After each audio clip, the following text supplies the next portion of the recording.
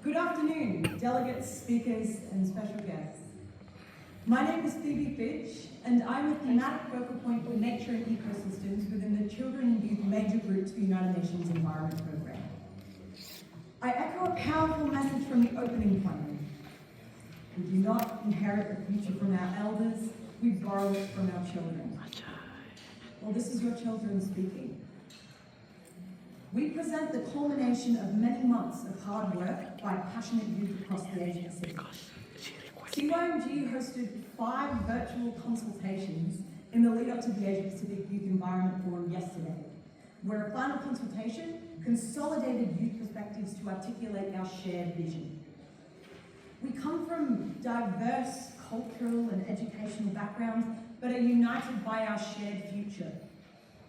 The 2025 Asia Pacific Youth Environment Manifesto defines our expectations for the progressive and disruptive changes that must be activated to address the planetary crisis. It is grounded in science, our lived realities, and in common sense. We, the youth of the Asia Pacific, reaffirm commitments to the UN 2030 Agenda, the Global Biodiversity Framework, and the 2024 Global Youth Environmental Declaration, demanding urgent action on the triple planetary crisis, climate change, biodiversity loss, and pollution. We celebrate the ICJ's advisory opinion affirming states' legal responsibility to protect the environment and human rights, which are intrinsically connected. We call for an end to fossil fuels, a ban on deep-sea mining, as well as equitable benefit sharing for a just transition to net zero and nature positive. We also call for meaningful and inclusive youth engagement in environmental decision making. This is not a youth-friendly space. There aren't even name tags we don't know who are. How can we start a conversation? We especially want to see youth engagement from vulnerable and frontline communities.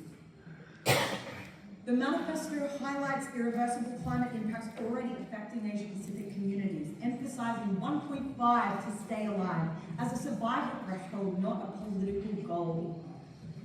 We demand immediate operationalization and full capitalization of the loss and damage fund by member states. Finance must be grant-based, predictable, and accessible to least developed countries, including small and developing states. The recent emissions gap report shows that current NDCs are not sufficient to keep warming at an acceptable level. We reject reliance on speculative technologies and emphasize the need for large-scale investment in renewable infrastructure that decreases our reliance on fossil fuels. We demand higher climate ambition and rapid emissions cuts, especially from developed nations. We expect a strong global plastics treaty that cuts plastic production by 75% before 2040. Children and youth have a right to a clean environment free of toxins and plastic. We are not just bystanders in marine conservation and ocean governance. We need you to understand that we are key stakeholders with vested interests in the health of our oceans, including the deep sea.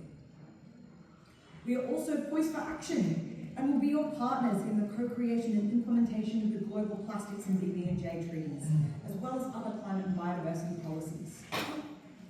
We urge you to take a step back from these high-level dialogues and look at the whole system. Land, water, food, communities, we're all connected.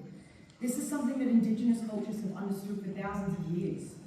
It means that sustainable and regenerative agriculture can replace high emissions industries and play an integral role in achieving climate goals.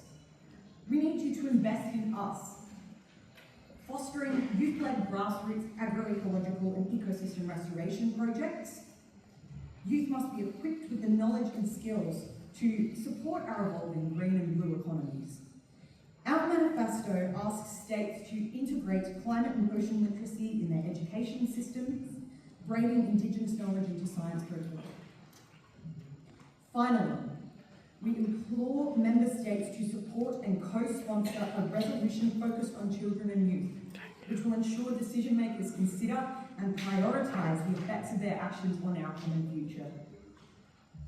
A youth resolution is critical for for addressing the needs of future generations and actualizing intergenerational equity. If your country is ready to do something useful, this resolution needs your support. Please come and have a chat with us at CYMG. The Youth Manifesto asks member states to embed intergenerational equity, rights-based approaches, and youth-led solutions in environmental law and multilateral processes. The manifesto is the start of an open conversation. We, your sons and daughters, will inherit the legacy of today's decision makers. This forum is a chance to shape that legacy. We're running out of time. It's time to create the future you intend to leave behind. Thank you.